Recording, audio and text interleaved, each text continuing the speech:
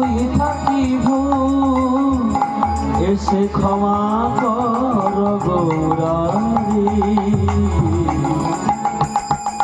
মন্দিরে মন এসো গিরিধারী এসো প্রেমের ঠাকুর তুমি কৃষ্ণ মুরারি মন্দিরে মন এসো গিরিধারী এসো প্রেমের ঠাকুর। তিলমাত্র আমার কৃষ্ণকে ভোলে না, কিন্তু জানেন ওই ব্রাহ্মণ ঠাকুর কি দেখছে? বৃষ্টি বাইরে না পড়তে পড়তে ভেতরে পড়ে যাচ্ছে বৃষ্টি, আর ওই একই দুয়ারে বসে আছে দুজনে। ব্রাহ্মণের গায়ে বৃষ্টি পড়ছে, ব্রাহ্মণ ভিজে যাচ্ছে, কিন্তু রুইদাসের গায়ে এক ফোঁটাও বৃষ্টি পড়ছে না। এই অপূর্ব দৃশ্য দর্শন করে ব্রাহ্মণ ঠাকুর মনে মনে ভাবছে, হাই রে, ওর গায়ে বৃষ্টি পড়ছে না, আমার গায়ে বৃষ্টি পড়ছে। আচ্ছা ও রুইদাস, দেখো তোমাকে একটা কথা বলবো, আমি তো বিপদে পড়ে তোমার কাছে ঢুকে গেছি তোমার বাড়িতে, কিন্তু একটা কথা জিজ্ঞেস না করে আমি থাকতে পারছি না। বলো তো, একই দুয়ারে বসে আছি, পুরোটাই ছেঁড়া, শতছিন্ন তালপাতার করে, কিন্তু তোমার গায়ে বৃষ্টি পড়ছে না, আমি ভিজে যাচ্ছি কি করে? একবার বলো তো। করো জোরে। রুইদাস বলছে, ওগো ব্রাহ্মণ, ওগো বান্ধব, আমার গায়ে কেন বৃষ্টি পড়ছে না, আপনার গায়ে কেন বৃষ্টি পড়ছে সেটা আমি বলতে পারবো না, তবে আমি আপনাকে করজোড়ে অনুরোধ করে বলছি, একটিবার আমাকে একবার স্পর্শ করে দাঁড়ান, দেখবেন আপনার গায়েও বৃষ্টি পড়বে না। ব্রাহ্মণ ঠাকুর মনে মনে ভাবে কি প্ল্যান করেছে নাকি আমাকে অবেলায় স্নান করাবে? মুচি 10 সোজা রেখে ছোঁয়া মানে তোমাকে গা স্নান করতে হবে, হ্যাঁ? তারপরে আবার মনে মনে ভাবতে, দেখি এমনিতে ভিজে যাচ্ছে, দেখি না স্পর্শ করে দেখি, সত্যি কথা তোর গায়ে তো বৃষ্টি পড়ছে না। তিনি কি করলেন, ওই পরম বৈষ্ণব রুইদাসকে যখনই স্পর্শ করে দাঁড়ালেন, দেখি কি যখনই রুইদাসকে স্পর্শ করে দাঁড়িয়েছে, ওই ব্রাহ্মণের গায়ে এক ফোঁটা বৃষ্টি পড়ছে না, নয়নের জলে রুইদাস, তুমি মানুষ নয় গো, তুমি মানুষ নয়। এই শতছিন্ন তালপাতার ঘুরে ঘুরে বসে বসে আমাদের জুতো সেলাই করো, চামড়ার কাজ করো, আমি তিল মাত্র আমার ভগবানকে ভুলো না। তুমি আমার কৃষ্ণের বড় কাছের ভক্ত, এসো এসো রুইদাস, আজ আমি তোমাকে আলিঙ্গন করে আমার এই ব্রাহ্মণ জনমটা ধন্য করি। আমরা তো অহংকারের শিখরে থাকি, পথের মাঝে কত নুড়ি পাথর পড়ে থাকে, কোন নুড়িতে নারায়ণ আছে তাকে কেউ বলতে পারে গো? কেউ পারে না। আমাদের জুতো সেলাই করো, কিন্তু তিলমাত্র ভগবানকে ভুলো না। এসো, আজকে আমি তোমাকে আলিঙ্গন করি। ওমা, যাকে স্পর্শ করবে না বলেছিল তাকে আলিঙ্গন করে সেই ব্রাহ্মণের মধ্যে কৃষ্ণ ভক্তির উদয় হয়েছে, কৃষ্ণ প্রেমের উদয় হয়েছে। সেই বৈষ্ণবকে আলিঙ্গন করার পরে বলবি, দাস আমাকে এবার যেতে হবে, তুমি আমায় বিদায় দাও। বদনে কৃষ্ণ নাম গুণগান করতে করতে তার গন্তব্যস্থলে থেকে যাচ্ছে। গিরিধারী গোপাল ব্রজ গোপদুলা কিবা পরূপ লীলা তবু তরুণ তোমা, কিবা অপরূপ লীলা তবু তরুণ তোমা। গিরিধারী গোপাল ব্রজ গোপদুলা কিবা অপরূপ লীলা তবু তরুণ তোমা, অপরূপ লীলা তবু তরুণ তোমা। হরি গোপাল বিশাখার কাছে তুমি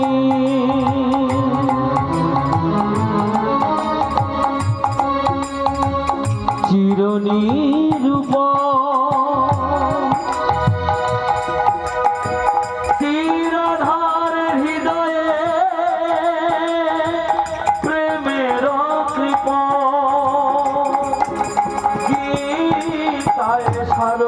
তুমি জানো রাখা কিবা অপরূপ লীলা তবু তরুণ তোমার গিরিধারী গোপাল গোবদুলা অপরূপ লীলা তব তরুণ তোমার অপরূপ লীলা তব তরুণ তোমার অপরূপ লীলা তব তরুণ তোমার। ওমা কৃষ্ণ নাম গুণগান করতে করতে ব্রাহ্মণ চলে গেল। এদিকে অর্জুন নাকে চাপা দিয়েছে। কোথা থেকে একটা পচা দুর্গন্ধ আসছে না? মানেটা কি? তার মানে মুচির বাড়ির কাছাকাছি চলে এসেছি। হ্যাঁ বাবু, সাউন্ড কমিয়ে দিলেন না বক্সটা বন্ধ করে দিলেন? কমিয়েছে, ঠিক আছে। না রেখে দেবো, বন্ধ করে দেবো? আমি শুনতে পাচ্ছি না।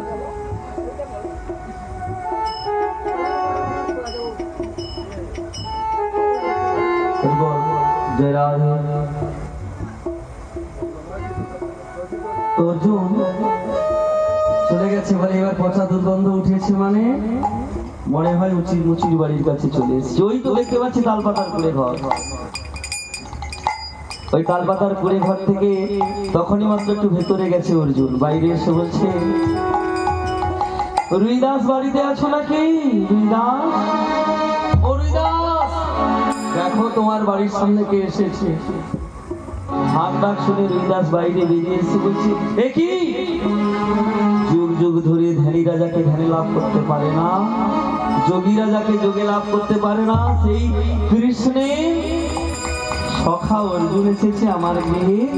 গলায় বস্ত্র দিয়ে হাঁটু গেড়ে বসে নতজানু হয়ে বলছে, অর্জুন তুমি আমার প্রণাম গ্রহণ করো। আমি জীবনে কোনোদিন তোমাকে আমার এই গৃহে আশা করিনি। যে ধনকে কোনোদিন আশা করিনি মা, সেটা যদি পেয়ে যাই তাহলে কি হয়? সেটাই বড় আনন্দের হয়। আমি তো তোমাকে কোনোদিন আশা করিনি, কিন্তু তুমি এসেছো আজকে। অর্জুন তুমি আমার প্রণাম গ্রহণ করো। শোনো রুইদাস, তোমার কথা শুনবো, তবে একবার আসনে উপবেশন করো, আমার বাড়িতে একবার বসো। তোমার বাড়িতে আমি বসতে আসিনি, আমি এসেছি তুমি নাকি কবে কবে বৈষ্ণব হয়ে উঠেছো। আমি জানি তুমি মুচির ছেলে, কিন্তু তুমি যে কবে কবে বৈষ্ণব হয়েছো সে তো আমি জানি না। জানে আমার সখা কৃষ্ণ, আর কৃষ্ণের ইচ্ছাতে আমি এসেছি। তুমি শোনো, আগামীকাল মমালয়ে বৈষ্ণব সেবা রয়েছে, সেই বৈষ্ণব সেবাতে তুমি অংশগ্রহণ করবে আর দুটি সেবা করে আমাকে উদ্ধার করবে। তবে শোনো, একটা কথা বলে দিই, যদি তুমি বৈষ্ণব হও তবে যেও, আর যদি তুমি মুচি হও তাহলে বৃথা লবণান্য ধ্বংস করার জন্য আমার বাড়িতে যেতে হবে। নিমন্ত্রণ করতে কেমন করে পাঠিয়েছে, আসছে নিমন্ত্রণ করছে কেমন করে। কিন্তু দেখুন, ভক্ত কাকে বলে? ভক্ত অর্জুনের সামনে নতজানু হয়ে বসে বলছে, ও অর্জুন আমি মুচি না বৈষ্ণব সে তো জানে আমার কৃষ্ণ। কৃষ্ণ যদি বলে আমি মুচি তবেই আমি মুচি, আর কৃষ্ণ যদি বলে আমি বৈষ্ণব তবে আমি বৈষ্ণব। তবে শোনো, তোমাকে যখন একবার পেয়েছি আসন গ্রহণ করো, তোমাকে দুটি লবণান্ন না সেবা করি আমার বাড়ি থেকে ছাড়বো না।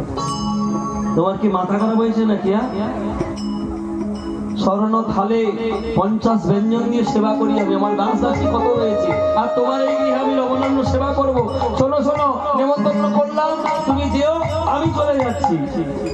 ওমা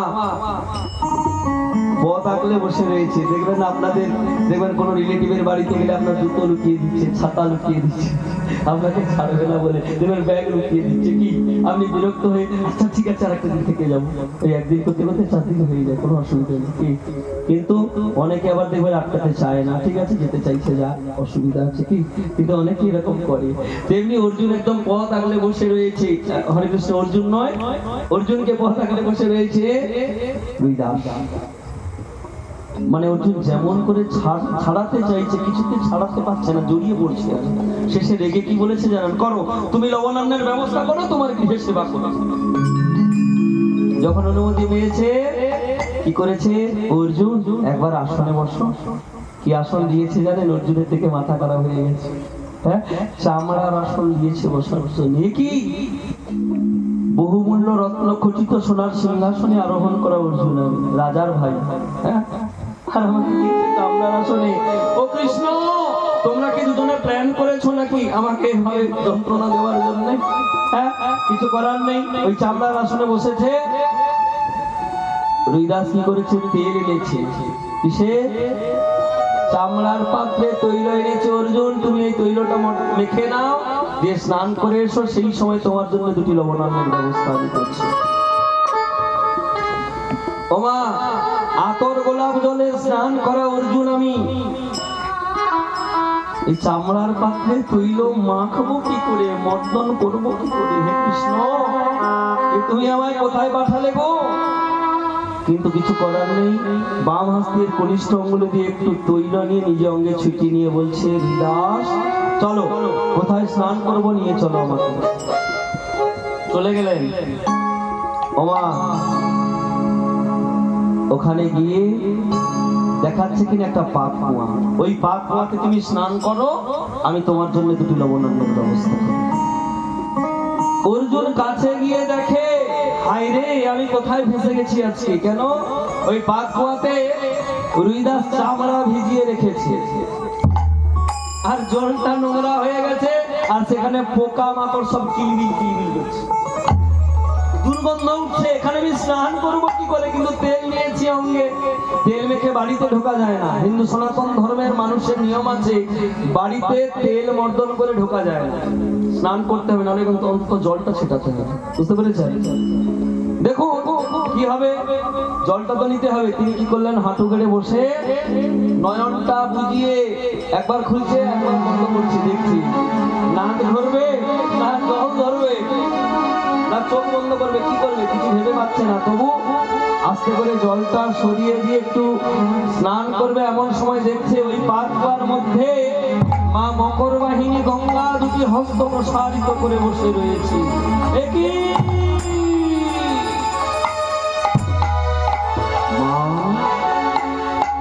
মা, আমি না হয় কৃষ্ণ বাক্য লঙ্ঘন করতে না পেরে আজ এসেছি এই রুইদাসের চামড়া পচা গলা জলে স্নান করার জন্য, কিন্তু তুমি কার বাক্য লঙ্ঘন করতে পারোনি, যার জন্য তুমি এসেছো আজকে রুইদাসের চামড়া পচা গলা জলে।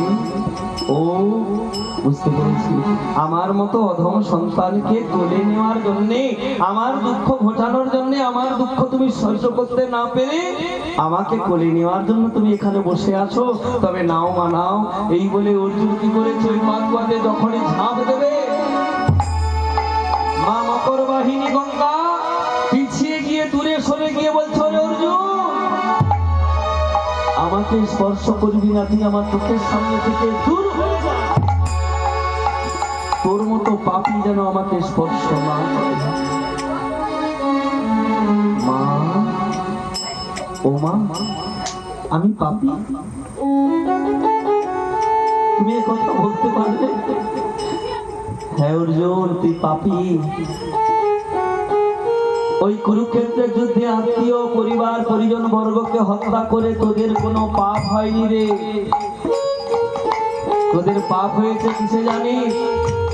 ওই কৃষ্ণ চরণে অবিশ্বাসী হচ্ছে তোদের পাপ। অর্জুন, সারা জীবন ওই ভগবান শ্রীকৃষ্ণকে তোরা সখা রূপে দেখে গেলি, তোরা একবারও চিনতে পারলি না তাকে? ঈশ্বর পরম কৃষ্ণ